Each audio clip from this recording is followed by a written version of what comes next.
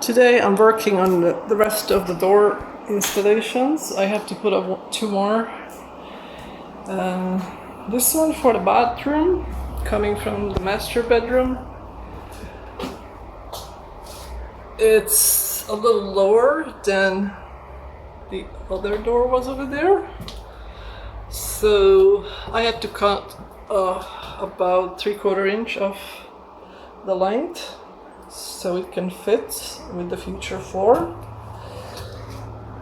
So because I only have to cut off 3/4 inch, I actually don't have to deal with this insert because apparently this one is pretty thick. It's still gonna hold, I think. I will have to glue a little bit because this is the door that was also left outside in the barn, so it did get wet and it kind of separated at certain places. So let me see, how far does this go? Yeah, there's still about 1/2 inch of this insert, so I can probably put like little nails in here and hold these together, or just glue it. Yeah, I'm gonna go and glue it and hold it together for a little bit until it dries.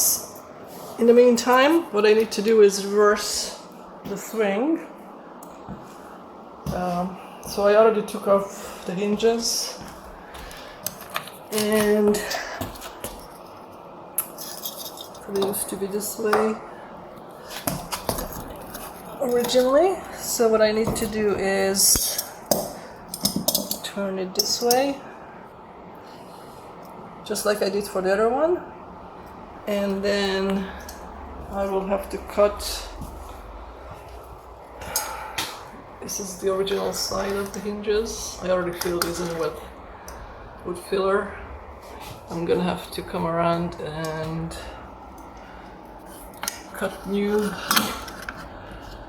hinge places. So the door is gonna swing that way because the light switches are here, so I can't swing that way. It has to go that way. I did glue the door where it was separating and also on the bottom. And since I don't have enough clamps, I only have 2, I did that on the edges, and then in between I just used the tape to hold these together, and that's working really well. Same thing here, it was separating a little bit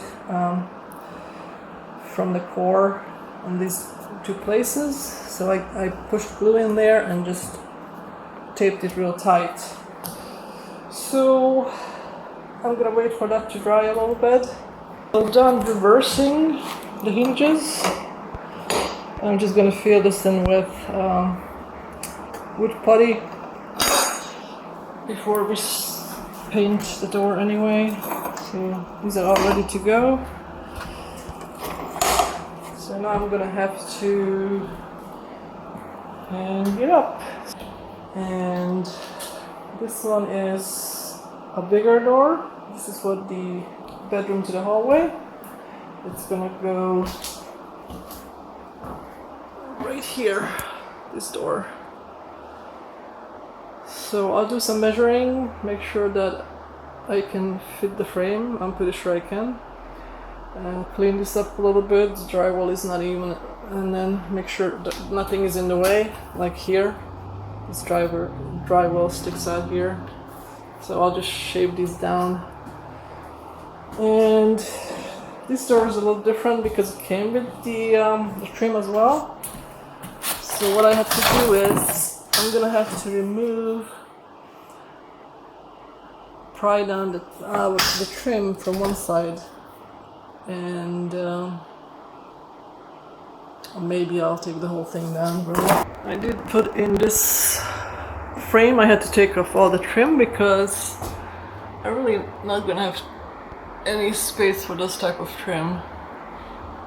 If I'm lucky, I can put a 1/4 round in there or something to that effect. And This stupid frame is only 4 inches and it really should be 4.5, so I had to make a decision to level it to this drywall, and then I'm gonna have to trim this out for this drywall. Okay, so this looks pretty good. I still have to shim it out a little bit more because it's not quite straight, but I'm ready to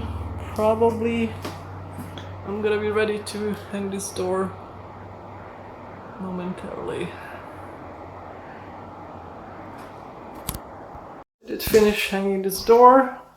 I'm still gonna have to adjust because the reveal is not quite where it should be. This is too big of a gap here, so I think what I'm gonna do is bring this side closer to here. It's gonna go this way. Other than that, this is good. I did hang the other one for the bathroom as well. And that one is going to need some adjustment because I think this door is warped, unfortunately. So I'm gonna have to move it, the hinges will have to move that way because although it's good from the top down, we run into a problem right about here where it doesn't fit behind this part, and that goes all the way down. So what I'm gonna have to do is just take all of these hinges, move them that way, just about 1/8 of an inch. But I'll do that next time. And also I'm probably gonna have the same issue as I had the other side, where I probably have to screw them through here because they might have been twisted as well. But those are just minor adjustments. Once it's up there and everything is square and leveled, I can easily take out screws, move them around. So it will look good once it's done. This is the other door. Now I am just realizing that when I put the trims, I'm gonna have to be creative because on the top I hardly have any space to put trim. I mean, I'm probably gonna have like a 1/2 inch to a 3/4 inch trim that I can put there. So yeah, that's pretty tight. And I have to deal with this old door. As far as the trim goes for this old door, I'm gonna have to probably just take the trim off because they ended up drywalling it over the trim. It looks stupid. I don't know. We'll see. That's just cosmetics that I can deal with. And there are certain parts where really just adding trims will cover imperfections as such. So I'm probably gonna have like a 2-inch trim on the sides and then a 3/4 inch trim on the top, so that was squared away. And that will look good. So that's where we are. I'm gonna come out next weekend and do some more stuff and adjust some of these door issues. But I don't have to worry about the doors until we're ready to really trim them and ready to paint. It's gonna look good. See you next time.